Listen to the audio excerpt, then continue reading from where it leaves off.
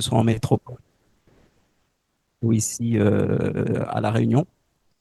Donc, je suis un passionné en fait de tout ce qui est réseau, on va dire, tout ce qui est technique de hacking, parce que depuis des années, on a commencé. Je me rappelle à l'époque, on était sur comment dire, on était plus sur des virus, tout ce qui était système résident, mémoire et compagnie.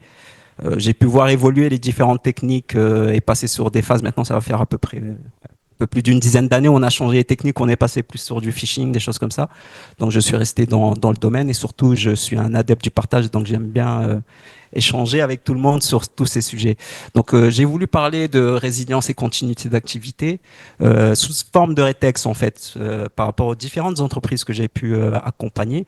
J'ai souvent été étonné, en fait, on va dire, sur la manière dont ils géraient, on va dire, leur politique de sauvegarde, euh, la manière dont ils décidaient, dont ils allaient sauvegarder enfin, que ce soit les équipements ou que ce soit les données. Donc, j'ai trouvé intéressant de faire un sujet euh, là-dessus.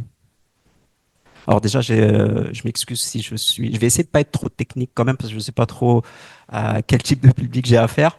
Mais rapidement, un petit déroulé. Donc, on va parler du contexte, hein, comprendre voilà, bah, pourquoi avoir un plan de continuité d'activité, les bases d'un PCI, parce que, bon, on va plus parler de la partie informatique, mais savoir que le plan de continuité, bah, il y a des variables, il y a des choses à respecter, on ne le fait pas comme ça au doigt mouillé. On va voir ensuite une analyse de différentes architectures et les différents impacts qu'on peut avoir au niveau du SI en fonction des architectures qu'on met en œuvre. On va voir que ça va dépendre souvent du secteur d'activité, hein. On a des architectures qu'on retrouve plutôt dans, on va dire, les entreprises simples et d'autres entreprises avec des environnements un peu plus sensibles comme tout ce qui est environnement bancaire ou bien dans les hôpitaux, ils adoptent, on verra, des architectures un peu plus résilientes. Mais maintenant, il faut savoir résiliente à quel type d'incident. On fera une petite synthèse en fait ensuite pour comparer l'ensemble de ces infrastructures, leurs points forts, leurs points faibles, et une petite conclusion et des échanges si vous avez certaines questions. Alors, pour revenir rapidement sur le contexte, je vais rien vous apprendre parce que vous êtes pour la plupart dans le domaine, vous savez très bien ce qui se passe maintenant depuis un certain nombre d'années. Vous avez une émergence de problèmes, enfin de problèmes, c'est pas une émergence maintenant, c'est une continuité, on va dire, de problèmes liés au malware, on va dire, hein, tout ce qui est ransomware et compagnie, qui viennent en fait perturber le fonctionnement des entreprises. On a certains autres types de problèmes qui sont un peu plus, enfin après c'est à mon sens, c'est mon avis, qui sont un peu plus difficiles donc à gérer, qui sont les wipers. Donc là, au-delà d'aller encrypter les données, on se retrouve aussi à avoir des systèmes complètement effacés. Donc là, c'est un peu plus difficile, enfin un peu plus long à remonter les systèmes. Tout cela a des impacts hein, pour les différentes organisations. Ça peut être des pertes de revenus, ça peut être une atteinte à l'image des clients si vous êtes dans du business, ou si vous êtes plus dans les collectivités, ça va être pour les citoyens des problèmes liés aux pertes de données, par exemple. Et tout ça nécessite en fait la mise en place d'un plan de continuité pour l'entreprise. Alors le plan de continuité, souvent, c'est pas quelque chose qui est fait de manière native dans les entreprises, mais ça reste quand même un projet structurant. Et je pense qu'il n'est pas pris vraiment à sa juste valeur par les différentes entreprises, et notamment par la partie SI. Euh, donc la continuité d'activité, rapidement, une petite définition hein, rapide, hein, mais je ne vais pas rentrer tout ça, rentrer vraiment dans les détails. Tout ça est pris dans la norme 22301 pour ceux qui sont intéressés. Je pense qu'on en discutera peut-être. Non, ça va être non, c'est pas la 22 000 qui va être fait cet après-midi, c'est dans ses droits plutôt. Donc, mais le plan de continuité d'activité, rapidement, une petite définition. Donc, c'est les dispositifs qui permettent en fait de limiter les impacts lorsqu'un un scénario de risque est avéré. Alors, le PCA, il englobe toute la société. Généralement, on parle de PCA souvent sur la partie informatique, mais c'est comment dire, c'est une approximation parce que le PCI en fait est composé à la fois du PCI qui va se focaliser sur la disponibilité des données et des ressources informatiques, C'est ce qui nous intéresse, nous, dans le cas des problèmes de ransomware, par exemple. Il est composé également de la partie PCO, qui est la continuité des opérations. La continuité des opérations, ça va être tout ce qui est lié, on va dire, au métier. Vous pouvez être boulanger, vous pouvez avoir des systèmes informatiques qui fonctionnent pour vous aider à vendre vos pains, mais par contre, votre métier, c'est de fabriquer du pain et de le vendre, donc avec ou sans informatique. Donc, on verra que le plan de continuité vise à créer, en fait, à avoir une démarche qui permette de résister à une crise, en fait, pour pouvoir continuer à faire fonctionner l'entreprise, que ce soit une crise informatique ou que ce soit une crise plutôt liée au métier. On va voir que c'est un dispositif qui relève d'un équilibre coût-couverture de risque.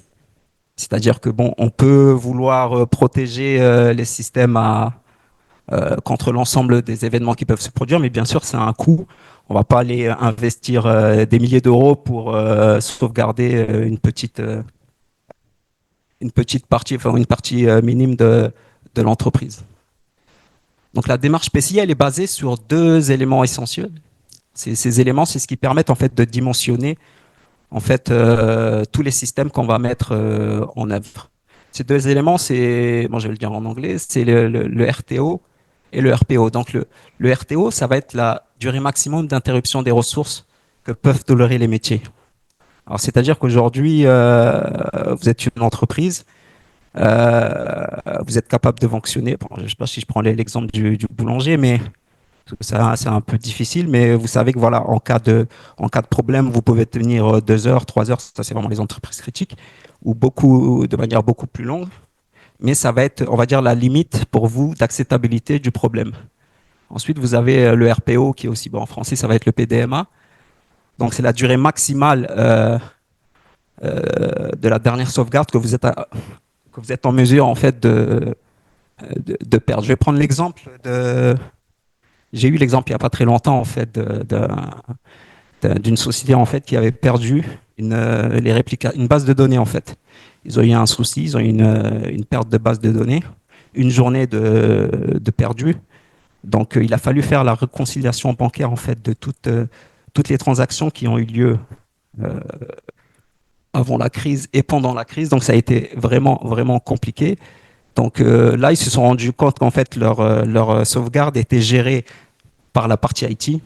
Donc l'IT, c'est la partie, on va dire, c'est les cadres de l'entreprise. C'est à eux qu'on demande d'aller mettre en place toute la partie sauvegarde selon leur propre vision en fait de l'infrastructure. Donc ça a posé problème parce que eux, ils avaient des tâches de backup, par exemple, qui étaient indexées sur les types de machines et non pas sur les process. Donc ils n'ont pas réalisé ce qu'on appelle un business impact assessment, donc une évaluation des impacts sur l'activité. Et du coup, lorsque le problème s'est passé, ils sont intervenus en restaurant les machines en disant on a un backup quand on réalise c'était je crois tous les 2 jours. Et là, ils se sont rendus compte qu'en fait, ils avaient perdu 2 jours. Il y a eu une incompréhension entre la partie opérationnelle et la partie IT. Donc là, c'est là qu'on se rend compte que normalement, cette analyse aurait dû être faite bien en amont pour pouvoir réaliser tout ce qui est euh, tâches et tout ce qui est tâches de backup en fait et politique de sauvegarde. Alors, je vais revenir rapidement sur comment dire, sur un schéma. C'est un schéma qu'on trouve assez facilement sur Internet qui explique un peu le déroulement d'une crise sur les différentes parties en fonction du temps. Donc, on voit qu'on a une partie plutôt SI, une partie PCI, donc qui va indiquer comment se déroule en fait, comment s'enclenche le PCI, et une partie qui indique un peu les impacts qu'on a sur les différents métiers. Et au-dessus, on a en fait les différents événements qui peuvent se produire et les trois valeurs dont on a parlé, enfin les deux valeurs dont on a parlé plus tôt, donc c'est le RTO et le RPO. Et on a un point aussi qui est la fin de crise. Donc on voit qu'au tout début, tout est vert, donc vert c'est la couleur, tout se passe très bien. Et à un moment, il y a un incident perturbateur. À ce moment-là, au niveau du SI, le SI est interrompu, le métier est interrompu, ce qui lance en fait la procédure de continuité informatique. Donc, on voit que en rouge sur la partie SI, on a une partie des données qui est perdue, qui correspond en fait entre l'écart entre l'incident perturbateur et la dernière valeur des données sauvegardées. À partir de ce moment-là, les actions sont mises en place en fonction de l'infrastructure qui était mis en œuvre pour remettre en marche en fait le plus rapidement le SI. Donc on voit qu'on part sur à un moment on n'a plus de SI du tout, donc les métiers se lancent en mode dégradé. On va dire si on était boulanger, bah, le boulanger automatiquement il va commencer comment dire à travailler sans laisser moyens informatiques. Pour lui c'est pas trop grave. Pour d'autres métiers c'est un peu plus compliqué. Comme on l'a vu par exemple dans l'audiovisuel, comme il indiquait sur les radios, c'est tout autre chose. Hein. Sans informatique vous ne pouvez rien faire. Enfin, il y a des moyens il y a ce qu'on appelle des boucles, des choses comme ça, mais il faut les avoir prévues. Mais en tout cas, pour le métier, on fonctionne en mode dégradé. Sur le SI, la première chose qu'on essaie de faire, c'est remonter les systèmes. Donc, on va remonter les systèmes de manière graduelle. On va être en mode dégradé. Et il y aura ensuite une petite reprise progressive du SI. Ce qui va se passer, c'est qu'à un moment, le SI va être complètement opérationnel. Par contre, on aura des soucis au niveau des métiers. C'est-à-dire que toutes les données qui ont été euh, toutes les données qui ont été générées entre la dernière version de backup et l'incident de crise sont perdues. Donc il y a tout un travail qui doit être généré par les métiers pour revenir en fait à un état nominal. Donc pour le SI, on a l'impression que tout fonctionne, mais pour l'entreprise, il y a tout ce travail qui va mobiliser en fait les employés, qui va leur demander en fait on va dire on est dans la gestion de crise qui va demander en fait beaucoup de travail pour essayer de revenir. Et à la fin, on arrive à la fin de crise. La fin de crise, c'est vraiment au moment où on a pu récupérer, et souvent, des fois, ça arrive qu'on ne récupère pas toutes ces données, mais ça peut durer plusieurs mois. Et pour certains systèmes, ça peut aller très rapidement en fonction de l'infrastructure que l'on a derrière.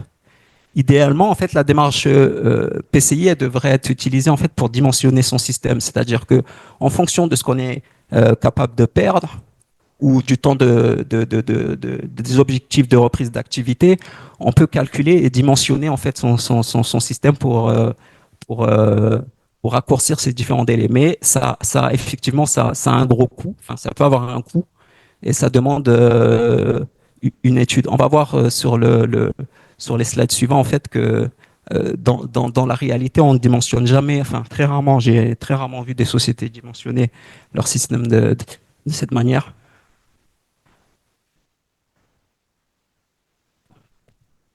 C'est souvent une question de moyens et de question de besoins. Donc on voit sur ce slide-là les deux types de scénarios que l'on trouve les plus communément en fait dans les différentes entreprises. Alors on a le scénario 1 où c'est une société, on va dire, standard avec un seul site de fonctionnement, ça va être Monsieur Tout le Monde en fait, un seul site actif avec un backup qui peut être local ou qui peut être euh, comment dire, un backup il y a une variante avec un backup externalisé. Donc dans ce cas de figure-là, en cas d'impact, en fait ça peut être un impact physique ou un impact logique, le seul moyen de revenir en fait c'est de pouvoir restaurer ces backups, ce qui va comment dire, impliquer un temps de retour potentiellement très élevé.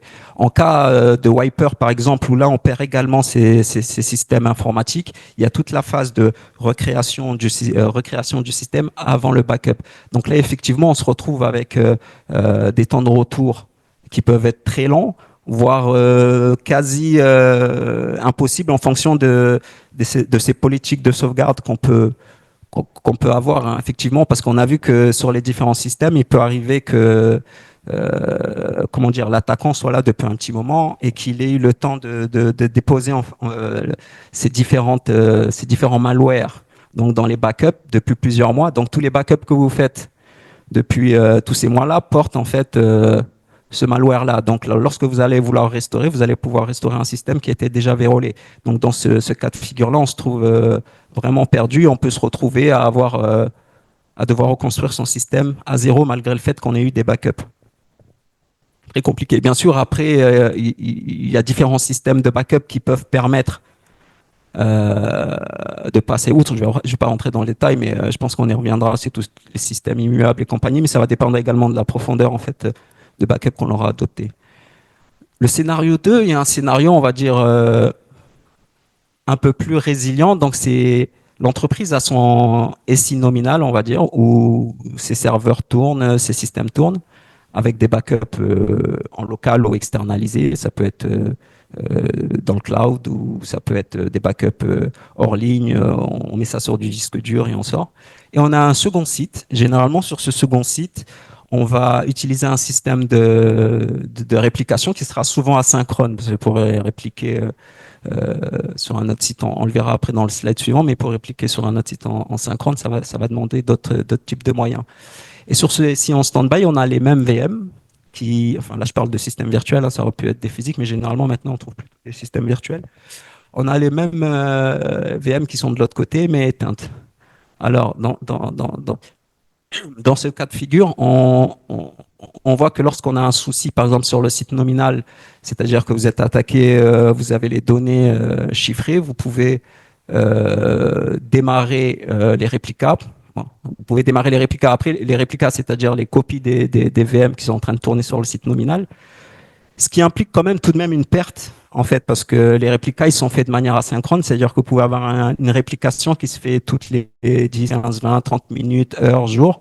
Donc, dans tous les cas, vous allez perdre une partie des données liées à la réplication. Donc, en fonction des métiers, ça peut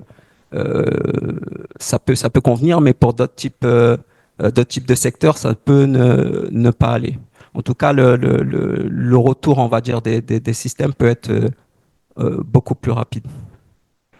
Ces deux principaux cas de figure c'est ce qu'on retrouve le plus, on va dire, dans les entreprises de base. Et la résilience, elle est souvent, comment dire, gérée au niveau du matériel, c'est-à-dire qu'on a une résilience, mais pour la perte, par exemple, des serveurs, pour la perte du stockage, pour la perte des firewalls. Mais c'est plutôt orienté, en fait, c'est de la continuité de service, mais à l'échelle des équipements, on va dire, mais pas à l'échelle de l'entreprise.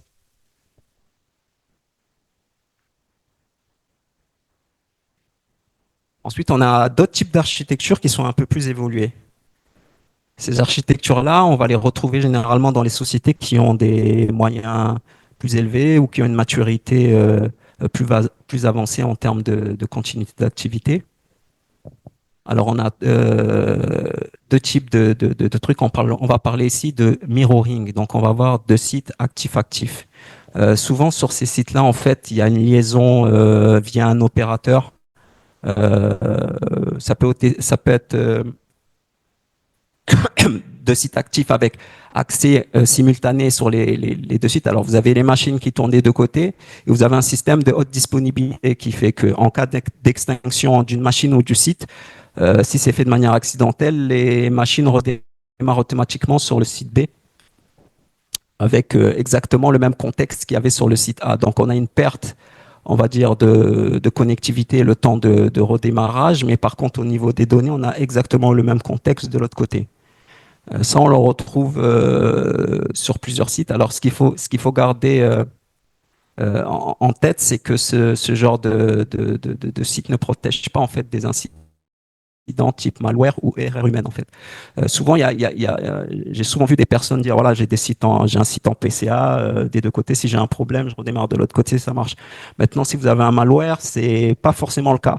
Vous allez avoir un souci sur le premier site, la réplication asynchrone va faire que bah, les données du premier site sont automatiquement répliquées sur le deuxième. Donc, si vous avez corrompu le premier site, vous avez corrompu aussi le second site. Donc là, vous avez tout perdu.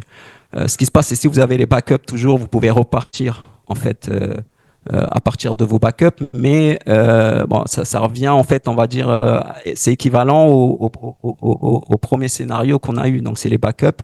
Donc, c'est les temps de restauration toujours très élevés. Mais en termes de perte, vous pouvez perdre un site pour des raisons physiques, environnementales ou un problème technique. Là, par contre, c'est protégé, vous remontez assez vite. Ensuite, il y a le scénario 4. Le scénario 4, il faut avoir les moyens.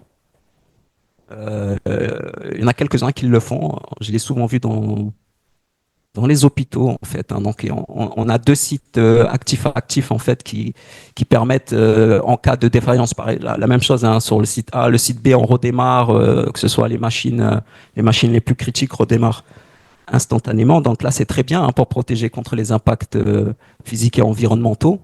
Par contre, on a vu comme sur le scénario 3 que ça ne protège pas des impacts liés au malware par exemple. Par contre, le fait d'avoir un site de repli où sur ce site de repli, nous avons les VM qui sont répliqués à un intervalle donné. Je parle de VM, ça peut être autre chose. Hein, qui sont répliqués à un intervalle donné, ça permet de pouvoir redémarrer. Euh, si vous avez, dans le cas que j'ai évoqué plus haut, si vous avez un problème de corruption des données, c'est-à-dire une erreur humaine, vous avez supprimé tous vos fichiers, ou c'est l'acte d'un malware, vous pouvez repartir à partir du système répliqué. Par contre, vous repartez, mais vous avez toujours cette perte de données liée à la réplication qui reste asynchrone. Toutefois, ça a voilà, basculé de manière avec un mirroring en PCI, c'est très intéressant parce que on n'est pas dans des process lourds, c'est des choses qui se font de manière automatique, limite non visible même par les utilisateurs. Moi, j'ai vu plusieurs fois sur certains, dans certaines entreprises, ils pensaient tourner sur le site A et en fait, ils étaient sur le site B depuis 2, 3 semaines, ils s'en étaient même pas rendus compte. Donc, c'est complètement transparent. Par contre, le site de repli, même si pour la plupart des personnes, il est vécu surtout pour vis-à-vis du directoire, il est vu en fait comme enfin, des bretelles qui sont pas forcément nécessaires. Mais bon, avec comment dire l'augmentation des soucis type malware, il commence de plus en plus à se poser la question et il commence à implémenter ce genre de site. Alors ça peut être un troisième site local, mais ça peut être aussi un site sur Internet, hein, enfin dans le cloud avec Google GCP, AWS ou Microsoft Azure par exemple, hein, mais qui va demander quand même beaucoup de configuration au niveau réseau parce que ça va dépendre. Toutes ces infrastructures-là vont dépendre de où se trouvent vos utilisateurs. Si vous êtes sur un site où vous avez des utilisateurs qui sont locaux, vous devez gérer le réseau en local, vous basculez. Si vous avez des sites externalisés, reliés par exemple en MPLS, il faut aussi gérer avec votre opérateur le basculement en fait des accès depuis l'extérieur vers ces différents sites. Pour la partie PCI, généralement, c'est vu comme un seul site. C'est deux sites physiques géographiquement, mais logiquement, c'est vu avec les mêmes plages, les mêmes. Il n'y a pas de différenciation en fait. Par contre, pour le site de repli qui peut être dans le cloud, là, bien sûr, il y a tout un travail niveau réseau à mettre en place pour pouvoir repartir.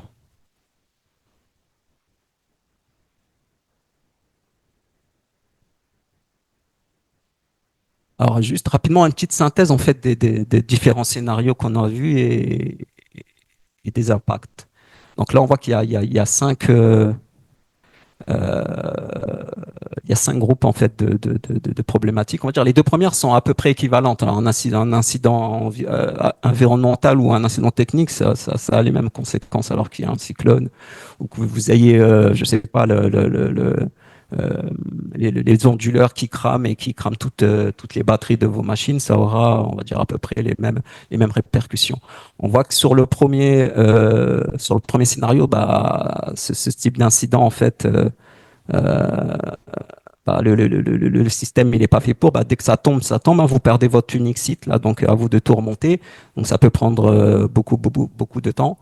Sur le deuxième scénario, on va dire le même site avec un site de reprise d'activité, ça devient plus intéressant parce que là, effectivement, vous avez un problème technique, votre salle n'est plus dispo, vous démarrez sur la deuxième salle, ça va. Par contre, vous ne démarrez pas avec les mêmes machines, ça veut dire vous démarrez avec des machines, mais qui datent du dernier backup ou de la dernière réplication. Donc, vous perdez un peu de données en fonction du domaine dans lequel vous travaillez. Ça peut être plus ou moins embêtant. Maintenant, si vous faites des choses, vous modifiez les données enfin, une fois par jour, il n'y a pas trop d'impact. Mais si vous êtes dans la vente, par exemple, de, on va dire de tickets sur Internet, il y a des achats qui ont eu lieu pendant la journée, vous redémarrez le réplica, tous les achats qui ont eu lieu, vous ne les voyez pas apparaître dans votre listing, c'est un peu difficile. Ça, c'est un cas particulier qui est déjà arrivé, que j'ai déjà vu, qu'on a dû gérer. Donc là, ça a été très, très difficile pour remonter toutes les données et tout le système. On voit que pour le scénario 3, ce type d'incident, bah, le scénario 3 et 4 sont parfaitement adaptés parce que là, si vous cramez la salle, on va dire la salle 2 reprend avec exactement le même contexte, vous ne perdez pas les données, vous repartez de la même manière, donc très adapté. Pour le scénario, le troisième, qui va être plutôt sur l'incident logique, donc qui est le groupe où on va classer tout ce qui est malware. Sur le scénario 1, bah, écoutez, si vous avez des backups en local, vous pouvez remonter vos backups sur la machine après avoir installé. Donc, ça fonctionne, mais ça va prendre plus ou moins de temps. Si vous avez un second site, vous pouvez repartir plus rapidement, mais c'est pas tout à fait nickel puisque vous aurez un delta par rapport au dernier backup que vous avez fait et vous repartirez. Sur le scénario en PCI, bah, vous êtes exactement comme si vous avez le scénario unique puisque vous avez les deux sites qui sont synchronisés, donc c'est la même chose. Vous perdez à droite et vous avez perdu à gauche également. Donc il n'y a pas trop d'intérêt. Et donc on voit que le scénario 4, où il y avait le site de repli, est équivalent en fait au scénario 2, où on a juste un site unique avec un site de repli. Bon, pour la communication, quand je dis communication, c'est perte d'accès à Internet. Donc là, on est sur les scénarios PCI, on est très bien parce on bascule automatiquement, les données sont là, il n'y a pas trop d'impact. Par contre, quand vous avez un site unique, vous n'avez plus accès à Internet, bah, vous pouvez plus accéder à vos données. Mais bon, c'est plus trop c'est plus trop les problématiques liées au ransomware. En termes de coûts financiers, bah, il y a pas de surprise, hein. Le site unique, donc c'est le site qui coûte le moins cher. C'est pour ça que tout le monde s'oriente dessus. C'est pour ça que les décideurs ils signent plus rapidement, en fait, hein, tout ce qui est documents d'achat. On n'a une seule licence à acheter. On n'a pas deux licences avec un site de prix. Donc le site de reprise, donc le site de prix, là, bah, on voit que ça devient un peu plus cher parce qu'effectivement, vous avez quasiment tout en double, hein. Vous avez un stockage d'un côté, il faut que vous ayez le stockage de l'autre côté pour pouvoir redémarrer les machines. Il faut que vous ayez des machines à droite, des machines à gauche, donc c'est deux fois le prix. Euh, pour le PCI, c'est à peu près la même chose. Bah, vous avez deux sites qui sont synchronisés, donc vous multipliez les coûts par deux également. Donc là, il n'y a pas de secret non plus. Sachant que vous avez certains éditeurs qui abusent un peu sur les licences. Je vais pas citer Oracle, par exemple, qui est très problématique quand vous avez des bases de données des deux côtés. Ça peut devenir très rapidement très cher. Et ensuite, le quatrième scénario, c'est le plus cher, c'est le plus résilient, on va dire. Donc ça implique d'avoir 3 fois ces équipements sur 3 sites différents. Donc effectivement, c'est pas donné à tout le monde de pouvoir mettre ça en place. Maintenant, donc l'infrastructure, on voit qu'elle peut dépendre du domaine d'activité. Si vous êtes boulanger, bah, vous allez prendre le scénario 1, ça va aller. Si vous êtes dans l'audiovisuel, vous êtes quoique, on a vu que dans l'audiovisuel, il y a eu l'intervention juste avant, ils n'avaient peut-être pas forcément ce type d'infrastructure, mais si vous êtes dans la santé, un hôpital par exemple, vous n'allez pas hésiter à mettre un scénario 4 en place. Euh, dans tous les cas, il faut se poser la question sur ce qu'on va privilégier en fait. C'est soit on va privilégier l'intégrité des données, c'est-à-dire que on va, on va essayer d'avoir le minimum de pertes par rapport au dernier backup, où on va, vouloir remonter le système le plus rapidement possible. Pour être en ligne, par exemple, pour l'audiovisuel, bah, si on n'a plus rien à l'antenne, c'est très difficile, donc il faut tout de suite avoir quelque chose. Donc on va remonter les moyens informatiques, même si on n'est pas sûr qu'ils ne soient pas vérolés, comme ce qu'avait indiqué le collègue juste avant. Il faut être sûr que les anciens backups soient toujours bons, ainsi de suite. Mais ça va dépendre complètement du secteur. Il y a des secteurs où avant de redémarrer, on s'assure que tout va bien, donc on n'a pas de business pendant ce temps-là. Et il y en a d'autres où non, on redémarre et on verra ce qui se passe après ça. Dans tous les cas, les politiques de backup, elles doivent être en phase avec les besoins remontés lors de l'étude des impacts, en fait, hein. Donc, l'étude des impacts qui devait avoir lieu bien avant de mettre l'infrastructure qui allait bien. On ne choisit pas au hasard de mettre un backup tous les 2 jours. on vérifie combien de temps est capable de tenir le métier sans la donnée, et c'est cette valeur-là qui va justifier la mise en place de la politique de sauvegarde, et non pas l'inverse. Là, on donne les pleins pouvoirs généralement à l'informatique en disant que c'est eux qui choisissent les backups, tout va bien. L'informatique n'est pas forcément dans les métiers et ne connaît pas forcément les impacts des différents systèmes, donc ça peut des fois très mal se passer. Moi, j'avais une anecdote où il y avait une sauvegarde, on avait un système très complet qui sauvegardait tous les serveurs, tout le monde était content, tout était nickel, on avait tous nos plans, tous nos trucs.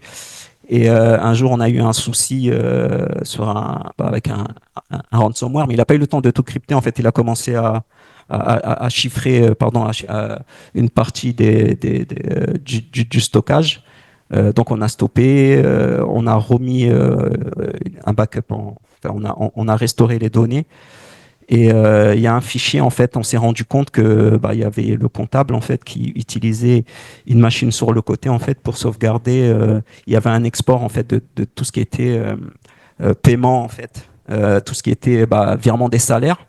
Donc il utilisait son logiciel, il exportait pas dans sur le serveur centralisé où on demandait à tout le monde de venir sauver. Non, lui il avait fait une première fois sauver vers dans un petit répertoire d'un petit serveur paumé dans un coin, et donc il a continué pendant des années à faire ça. Et le jour où ça a pété, nous, on a remonté le système en disant non, c'est comme ça, on sait qu'est-ce qui est critique, c'est ce serveur. Et on s'est rendu compte qu'en fait, ce petit serveur dans le coin que personne ne regardait, c'était un des serveurs le plus critique de l'entreprise.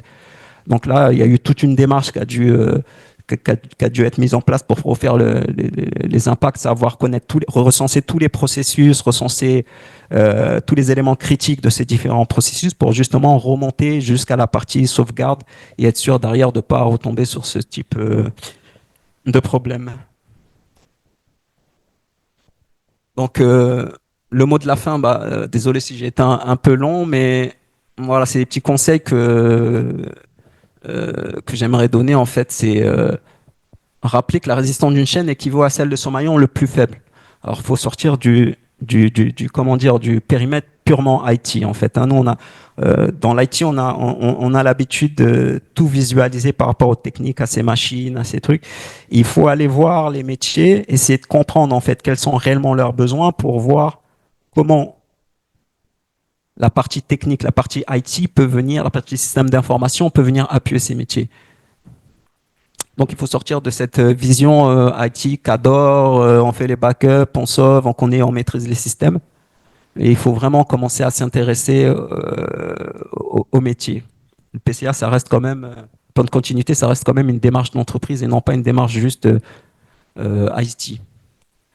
Les erreurs classiques que j'ai souvent vues et qui sont à éviter, c'est de définir la stratégie technique avant la cible fonctionnelle. Donc on imagine tout de suite le type de système qu'on va mettre en place avant même d'aller se poser la question, donc de faire une évaluation des besoins au niveau métier. Donc ça, c'est une erreur qui arrive communément.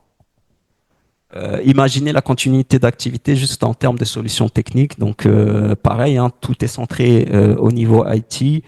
On n'imagine pas le fonctionnement qu'on peut avoir au niveau du métier.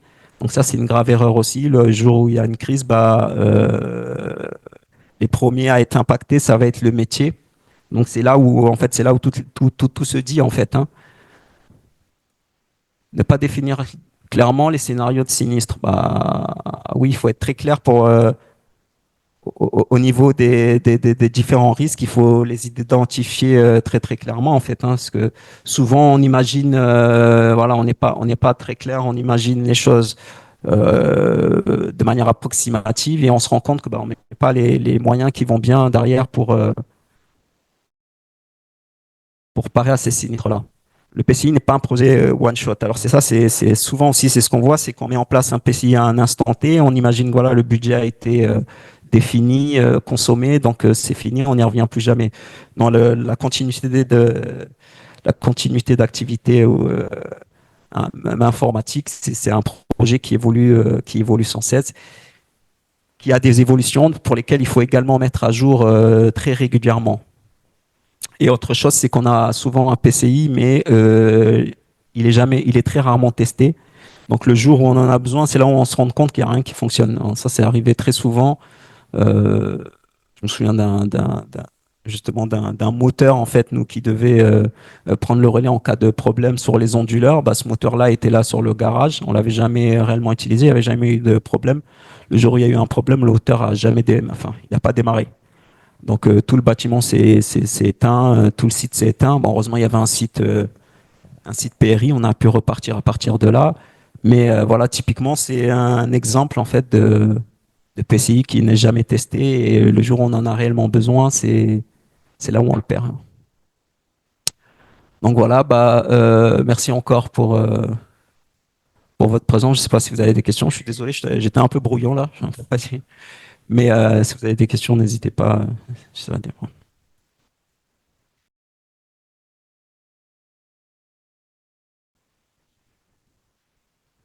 En tout cas, merci beaucoup de cette présentation. C'est comme si que j'ai assisté à une formation. Donc ça, c'est très bien.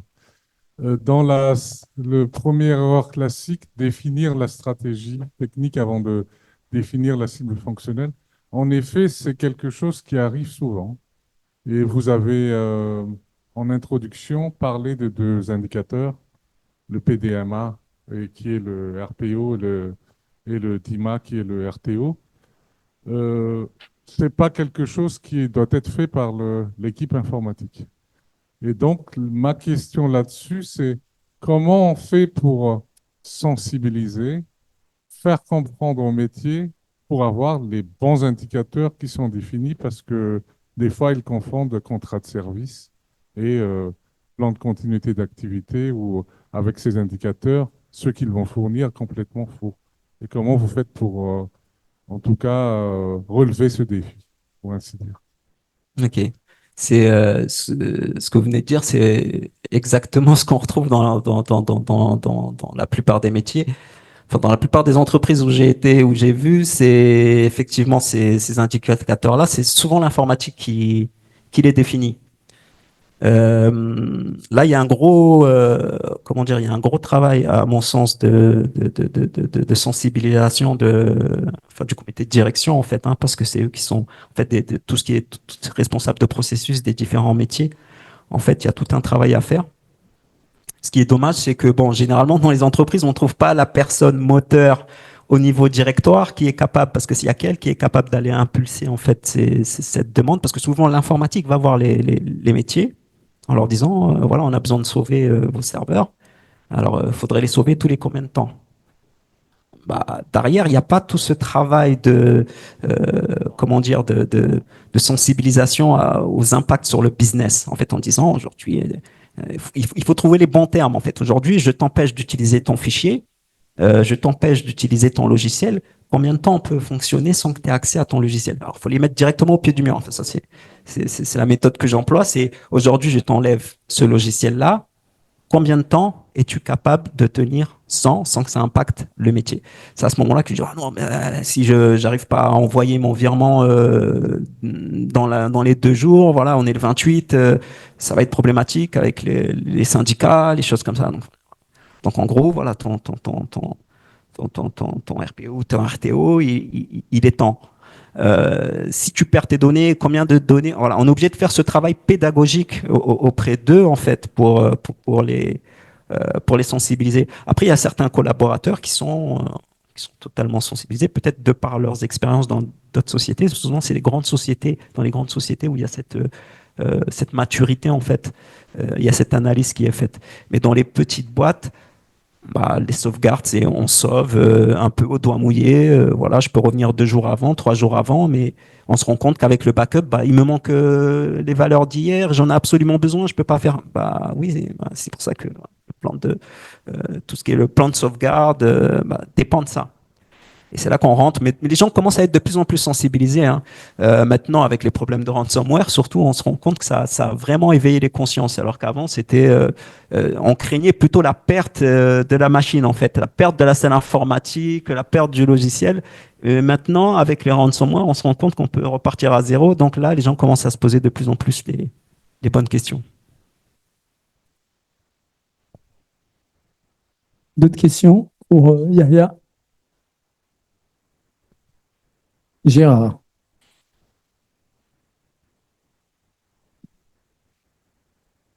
Oui, donc je vais peut-être prendre un cas concret, puisque exemple de cas dans le domaine médical hospitalier.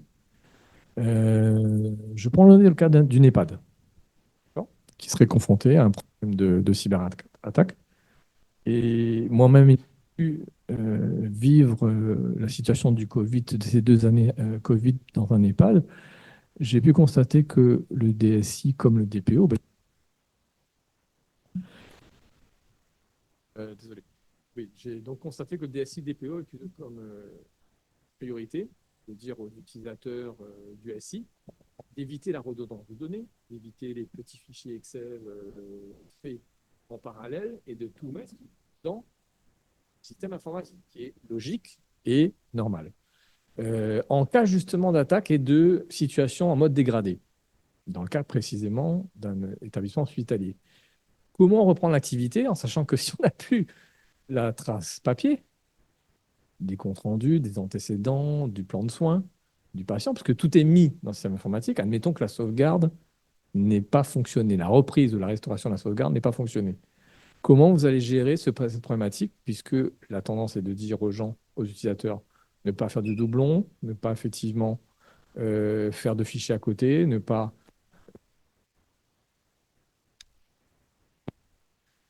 Comment ça fait la démarche au moment où vous intervenez lors de la crise, au moment où vous intervenez dans la restauration? Alors, généralement, dans les systèmes hospitaliers, après, ça va dépendre des moyens en fonction des hôpitaux.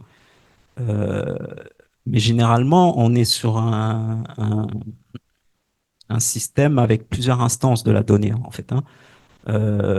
On peut avoir trois, voire plus, trois instances de données. Souvent, c'est ce que j'ai vu dans les hôpitaux, c'est-à-dire qu'on est en PCI. Bon, je vais considérer que le PCI, c'est la même instance, c'est la même donnée. Une fois qu'elle est supprimée de l'un, elle est supprimée de l'autre. Après, on a la notion aussi souvent d'archivage, donc euh, d'archivage et de backup. Et donc, au niveau du backup, souvent, on s'assure d'avoir trois, au moins un minimum, trois exemplaires de la donnée. Donc, généralement, et même un exemplaire, parce que si on respecte, on verra plus tard, là, Laurent qui va peut-être rentrer plus en détail dans tout ce truc-là, même si on respecte, on peut avoir même une, euh, une des données qui est, on va dire, hors ligne, air gap, c'est-à-dire qui n'est pas accessible aussi qui n'est pas accessible via le SI de manière simple. Ça peut être une bande LTO, ça peut être une donnée qui est externalisée vraiment à l'extérieur du site dans un, je sais pas, dans un bucket S3, enfin, dans le cloud, par exemple. Donc, généralement, ce type d'organisation s'adapte comme ça. Après, c'est pas une science exacte parce que la plupart, voilà, commencent à rentrer dedans.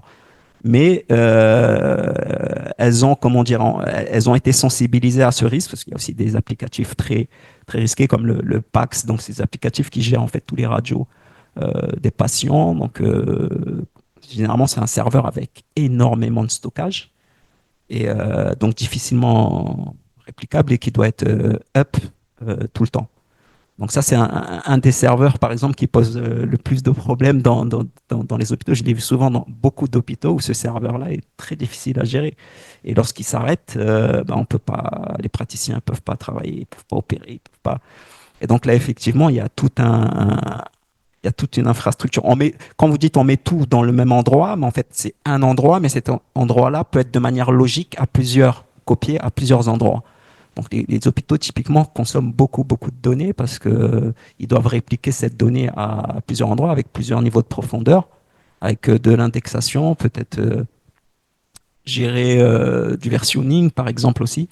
Enfin, ça, c'est les hôpitaux qui ont commencé à prendre conscience, hein, parce que c'est vraiment, comme je dis, ça fait quelques années où on est rentré dans ces problématiques de malware, de ransomware, qui ont un peu plus éveillé les consciences. Mais avant, c'était tant que le système fonctionnait, il fonctionnait. Mais généralement, c'est géré comme ça. C'est plutôt la partie IT qui va gérer la duplication de la donnée, on va dire, et non pas l'utilisateur qui va déposer à plusieurs endroits le même type de données. Parce que derrière, pour avoir une cohérence, une intégrité entre les différentes données qui ont été déposées aux différents endroits, c'est problématique. Et même dans le suivi de ces données-là, dans les histoires de conformité réglementaire, ça peut devenir très problématique. Donc, il vaut mieux suivre, comment dire, une politique donnée. Donc, on pose les infos à tel endroit et après, c'est à l'informatique de manière. Parce que pour eux, ça reste. C'est des données lambda hein, qui vont dupliquer de tel endroit à tel endroit. Ils ne savent pas ce qu'il y a dedans. Ils n'ont pas à le savoir d'ailleurs. Mais c'est plutôt eux qui vont gérer cette partie-là et non pas l'utilisateur se dire je sauve un coup dans le disque C, tiens, je mets un coup dans le truc. Mais effectivement, ça a intérêt à fonctionner parce que lorsque ça s'arrête, ça peut être très problématique. D'où l'accès aux données externalisées ou aux données immuables, mais avec plusieurs versions de données avec une profondeur où on peut revenir justement pour arriver au moment, parce qu'entre le temps où on détecte en fait que les données ont été chiffrées et le rythme des backups, bon, il peut arriver qu'on ait 3, 4 versions qui soient déjà chiffrées, qui soient et il faudrait qu'on ait assez de profondeur pour quand même avoir accès à la donnée. Donc là, il y a aussi l'archivage LTO. On peut revenir aussi pour les hôpitaux qui sont équipés. On peut revenir aussi sur la donnée à partir des bandes qui n'étaient pas accessibles aux attaquants. On perd de la donnée quand même. Mais, merci beaucoup. Merci Yaria pour cette session donc, sur la continuité d'activité. Pareil également très très riche.